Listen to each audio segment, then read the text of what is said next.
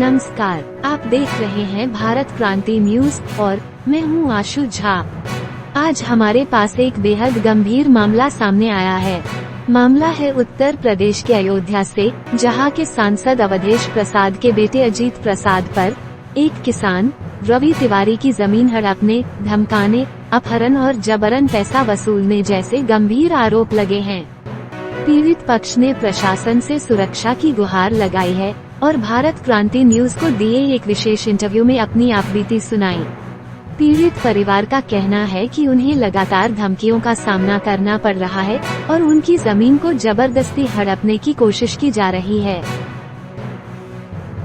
आपके साथ मैं रवि तिवारी हूँ, रहने वाला हूँ फलियारी शैली अहमदनगर का।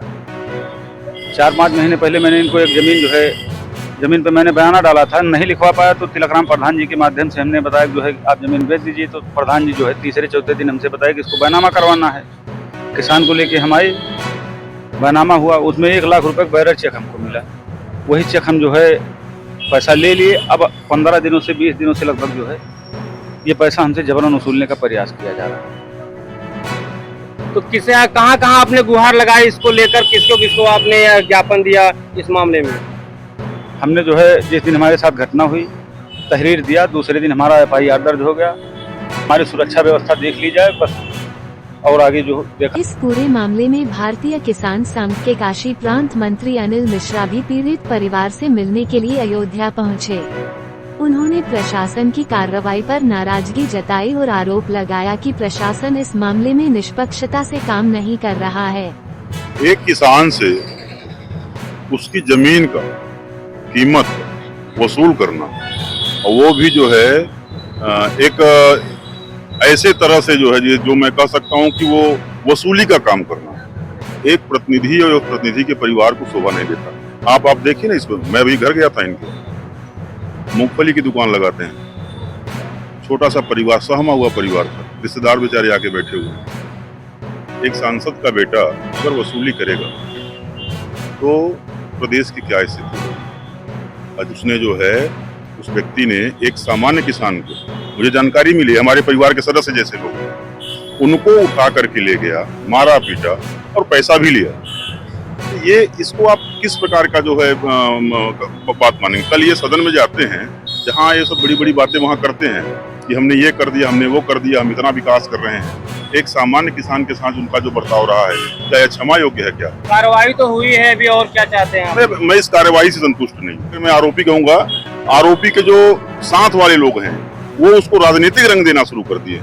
उनके इस काम को, इस कृत्य को, कुकृत्य को राजनीतिक रंग दे करके उसको झुठलाना, ये आज के समय में कानून को धता बताना है। उत्तर प्रदेश सरकार कहती है कि हमारी नीति 0 टॉलरेंस की है, तो अगर नीति 0 टॉलरेंस की है तो अभी तक आरोपी कटघरे में क्यों नहीं है? अभी तक आरोपी पुलिस की कस्टडी में क्यों नहीं है? ये एक बड़ा विषय है। कल इस परिवार के किसी सदस्य के साथ कोई अनहोनी हो जाए तो उसका जिम्मेदार कौन होगा? क्योंकि सामने वाला जो व्यक्ति है वो सामान्य व्यक्ति नहीं है। राहुल गांधी, अखिलेश सिंह यादव जैसे लोग जो है उस परिवार का पक्ष रखते हैं, सदन के सबसे आगे वाली सीट पर बैठाते हैं, और न्याय की उस सीढ़ी पर, लोकतंत्र की उस सीढ़ी पर बैठा व्यक्ति जो है, और उसका परिवार अगर खुद अन्याय कर रहा है तो ये आज आवश्यकता ठीक जो है कि अजीत जैसा व्यक्ति खुद जाकर के थाने में सरेंडर करता और अपना पक्ष रखता। लेकिन उसने जो है एक किसान परिवार के साथ अन्याय भी किया, उसके पैसे भी लूटे, अपहरण किया, धमकी दिया। उसके बाद आज वो जो है स्वच्छंद होकर टहल रहा है और प्रशासन मुख्य दर्शक बनी हुई है। जी भाई साहब, आज आपके लिए, आपको न्याय देने के लिए भदोही से चलकर किसान संघ आ गया है, क्या कहेंगे इसको? मैं इनको बहुत बहुत धन्यवाद देता हूँ।